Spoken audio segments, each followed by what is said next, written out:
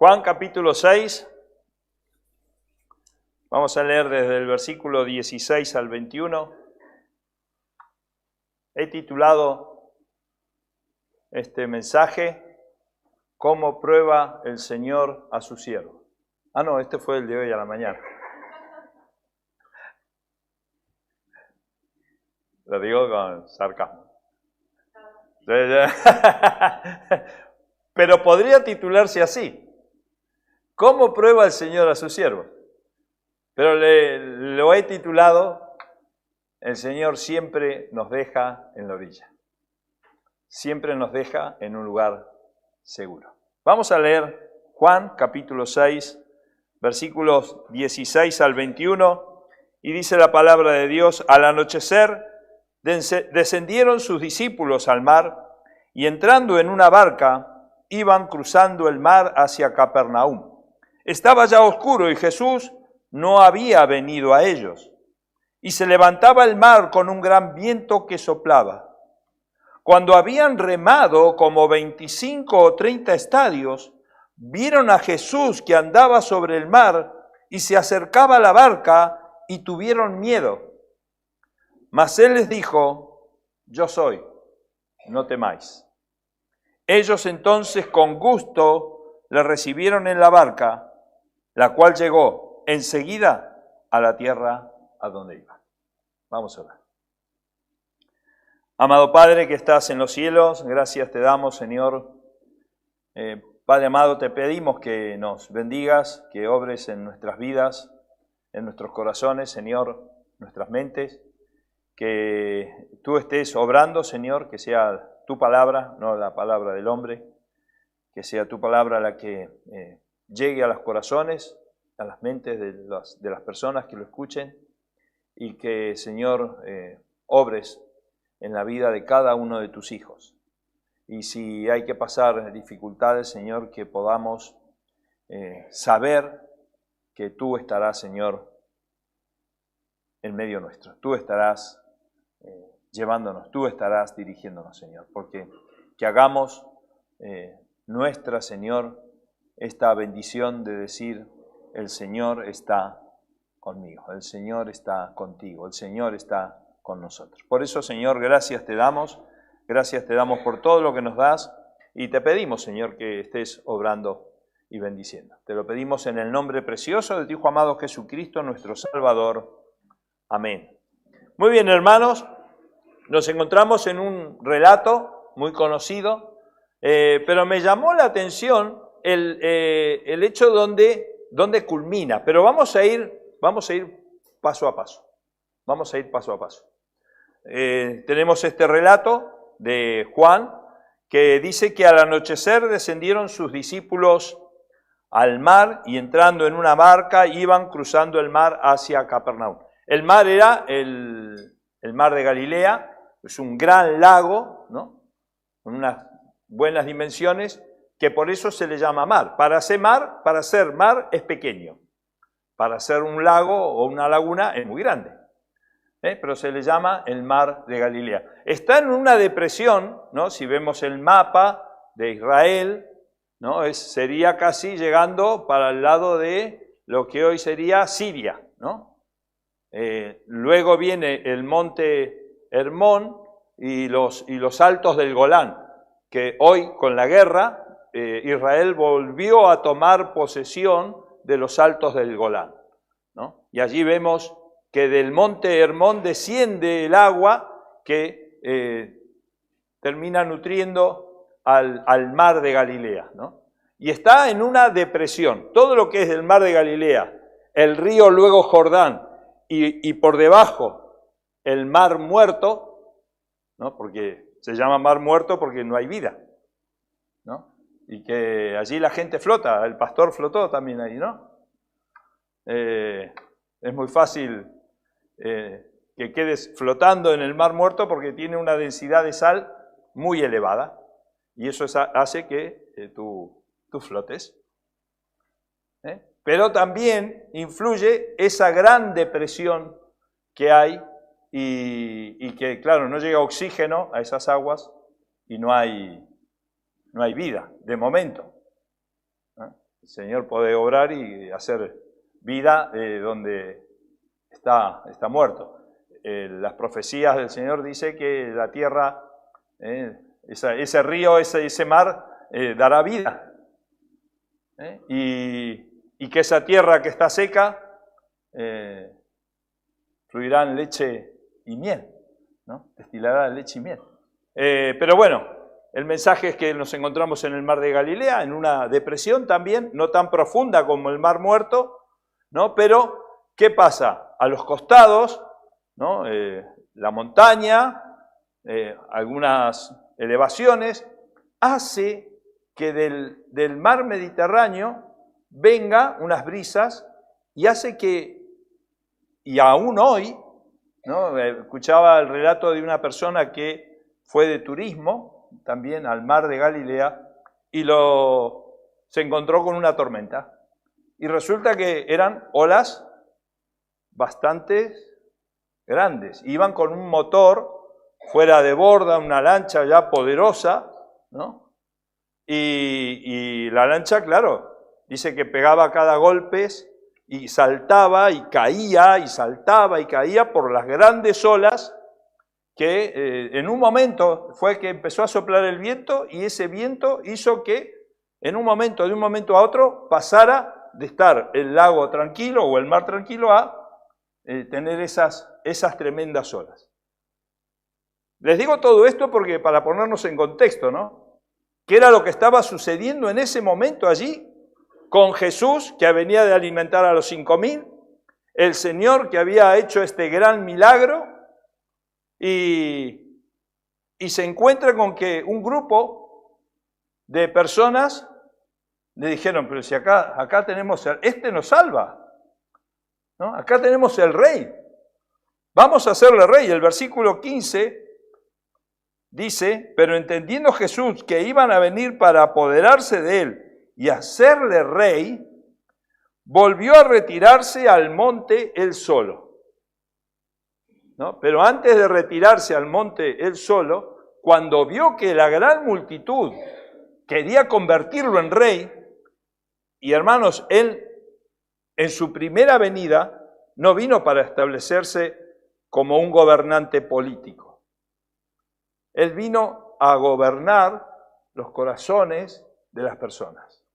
Él quiere tomar posesión de los corazones de las personas.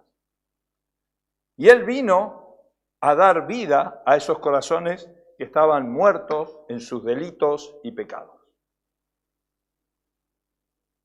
Y él, el primer momento, cuando querían hacerle un rey políticamente hablando, dijo, no. Y sale. Y se va al monte a orar solo. Entonces, ¿qué hace? Les dice a los discípulos, suban a esta barca, que está aquí, una barquita. No es un semirrígido con motor potente de fuera de borda, no. Era una barquita de madera. Y encima que no llevaba motor. ¿Qué llevaba? Remos. Porque el relato me dice a mí, el versículo 18, y se levantaba el mar con un gran viento que soplaba. O sea, ahí vemos las olas. Un gran viento que soplaba. Tengan una idea de que había unas olas bastante grandes, 2, 3, 4 metros de altura, las olas. Y cuando habían remado, o sea, iban remando, como 25 o 30 estadios. ¿Qué quiere decir 25 o 30 estadios? Unos 5 kilómetros. Lo busqué en Google. No, hay un diccionario bíblico que te dice, ¿no? Pero 5 kilómetros. El mar de Galilea tiene una anchura o más o menos unas dimensiones de 10 kilómetros. O sea, ¿dónde se encontraban estos discípulos en la tormenta en el mar de Galilea? En el medio del mar de Galilea. Vamos bien, ¿no? En el medio del mar, la orilla estaba muy lejos, 5 kilómetros remando, no se podía llegar nadando, el mar embravecido, olas de 2, 3, 4 metros, y la barquita zarandeada de un lado para el otro, de arriba para abajo, haciendo aguas. Y una cosa, hermanos, estos que iban dentro eran los discípulos del Señor, ¿no? Hoy escuchábamos a la mañana que cuando el Señor Jesús alimentó a los 5.000, el Señor era un buen predicador, ¿no? Pero ¿cuántos terminaron siguiéndole? Eran 5.000, ¿no? ¿Cuántos le terminaron siguiendo?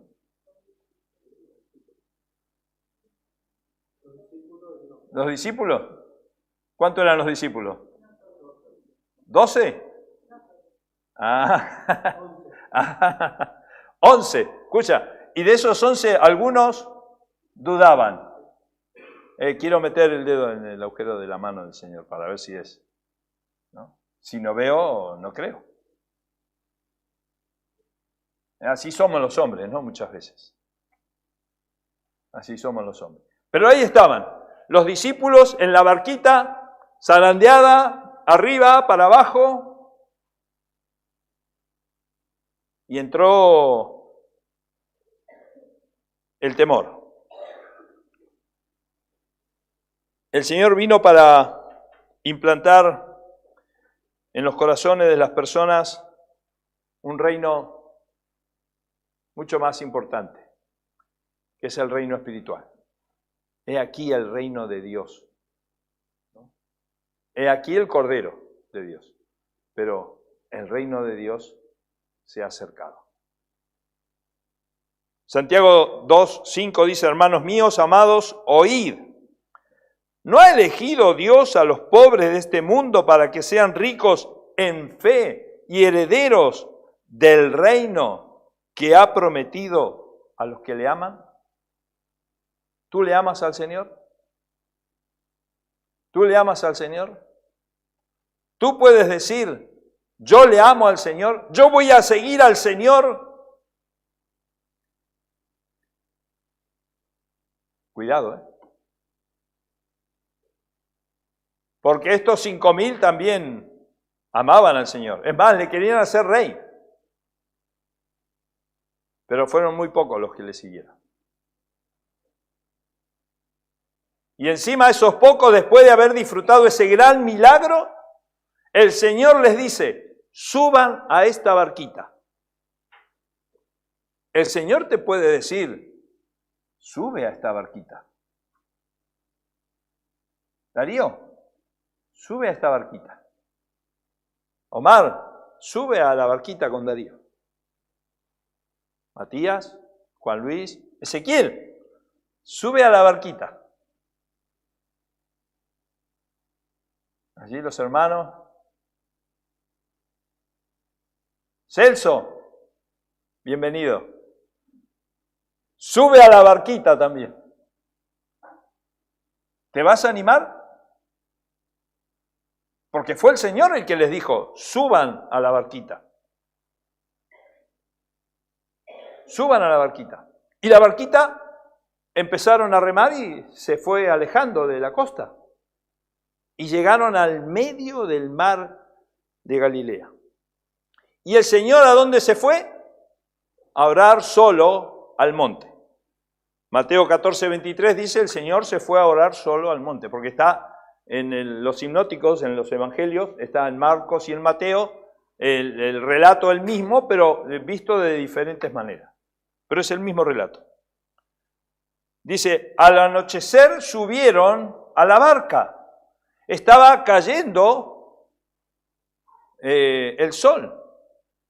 Los panes y los peces de este muchacho era la merienda, ¿no?, que había llevado este muchacho a ese lugar, ¿no? Y con esos pocos panes y esos pocos peces el Señor alimenta a los 5.000. Pero ¿qué pasa? Se hizo de noche. Se hicieron como las 6 o 7 de la tarde. Aproximadamente podría ser esta hora. Tú sales ahora y ¿cómo está? Está oscuro, ¿no?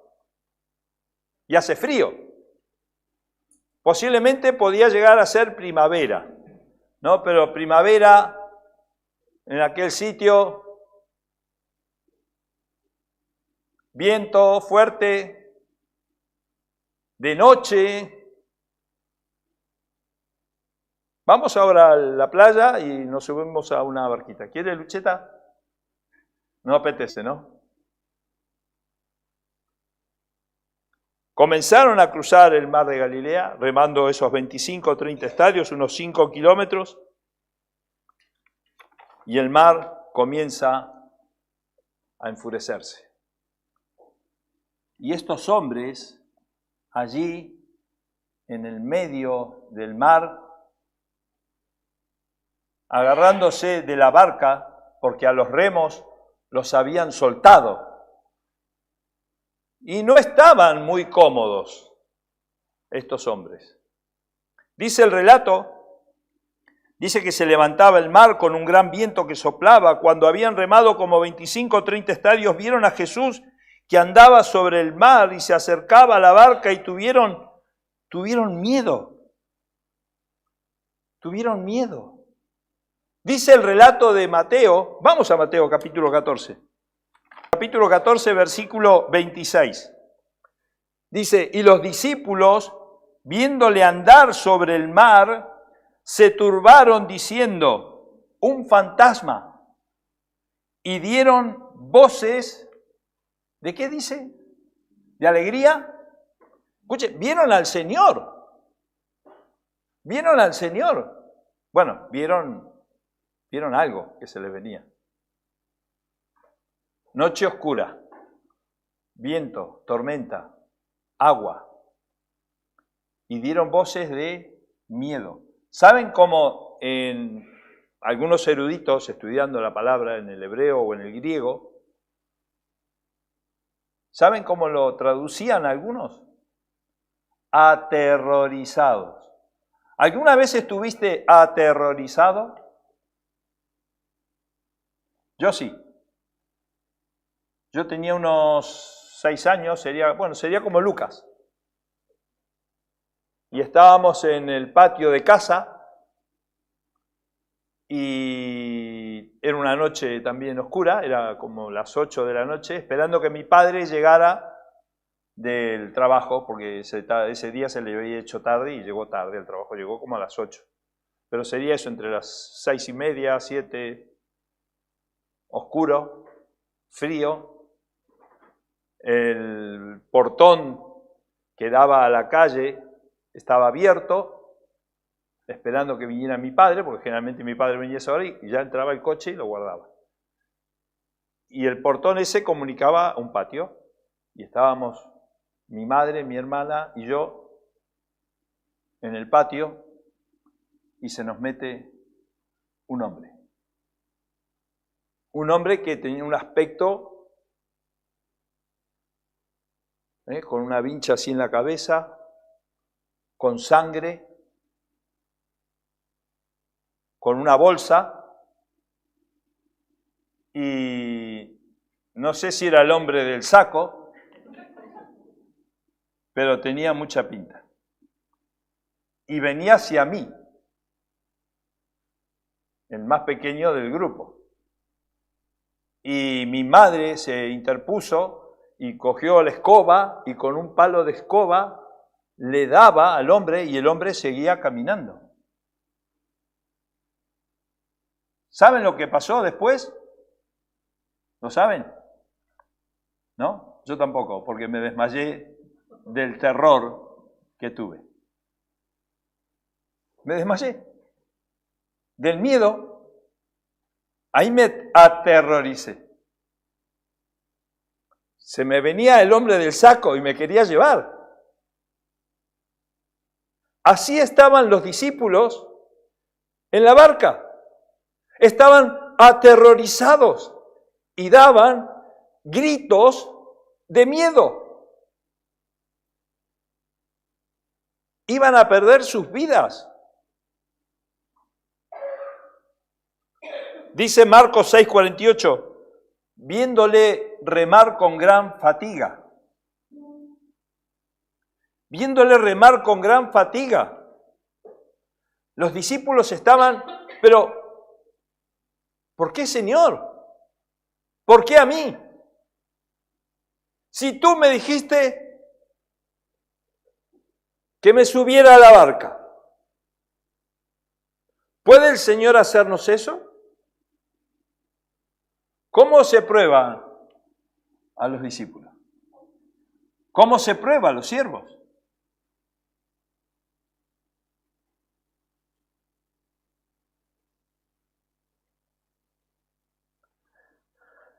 Podemos temer, podemos tener dudas, podemos entrar en desesperación porque somos humanos ante las tormentas de la vida, hermanos. Ante las tormentas de la vida. Tenemos muchas tormentas en nuestras vidas. Señor, si yo iba orando al trabajo, se quebró el codo.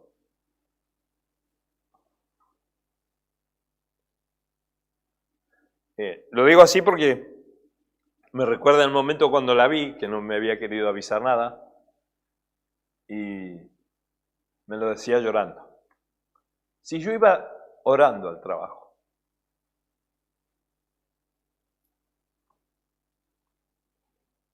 es una pequeña tormentita, no fue una gran tormenta. Pero hermanos, hay otros que pueden estar pasando por una gran tormenta. Y la palabra de Dios nos dice que ánimo, ánimo. El Señor está ahí. El Señor no ha perdido el control.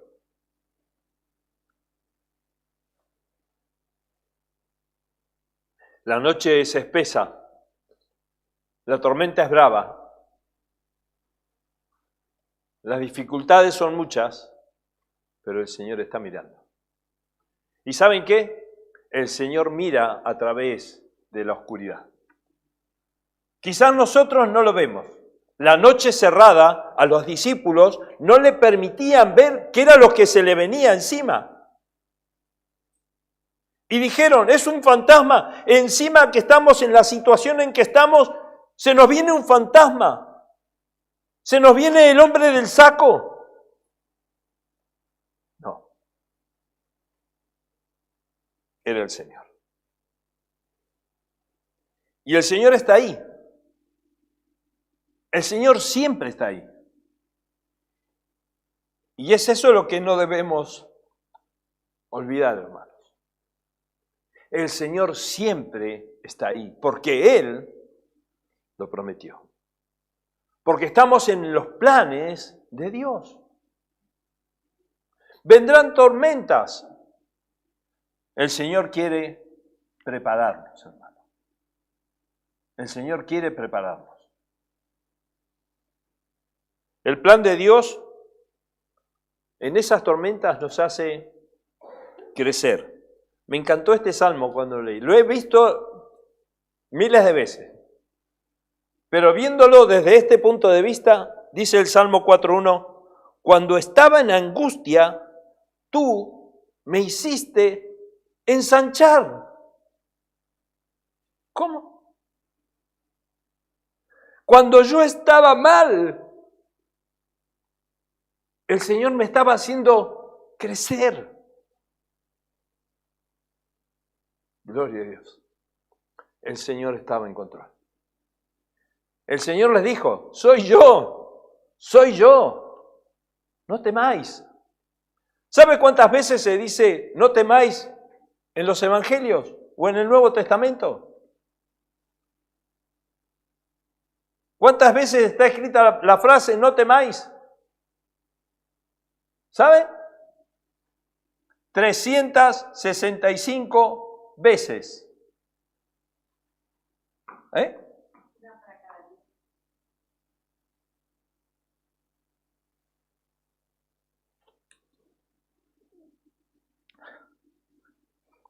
No temáis. Una para cada día del año. No temáis. Porque el Señor en la angustia te hace crecer. Amén. Gloria a Dios. Porque el Señor está ahí. El plan de Dios nos hace tener esperanza y esperar en esa esperanza. Habacuc recibió una visión y el Señor le dice, aunque la visión, Habacuc 2:3, aunque la visión tardará aún por un tiempo, mas no se apresura hacia el fin, y no mentirá, aunque tardare, espéralo, porque sin duda vendrá.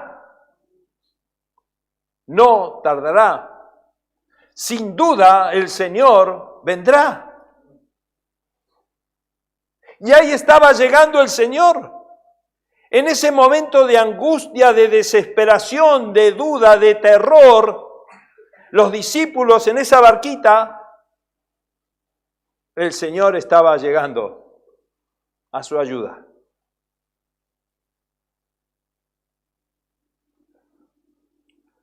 A Jesús, que andaba sobre el mar y se acercaba a la barca y tuvieron miedo. Versículo 20 de Juan 6. Mas él les dijo, yo soy, no temáis.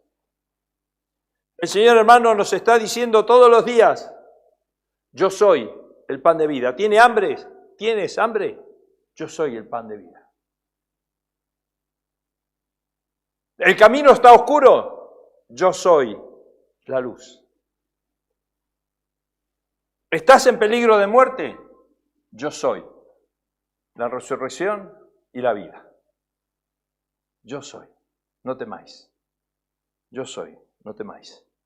Y en el versículo 21 dice, ellos entonces, ay sí, les entró el alma al cuerpo, ¿no? Del terror que tenían, habían perdido el alma se les había ido, ¿no?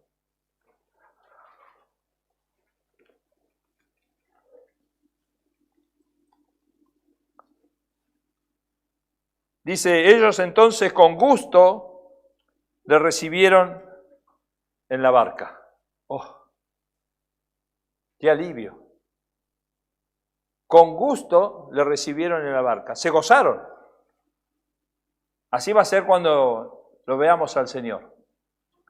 Qué gozo es encontrarnos con el Señor, cara a cara.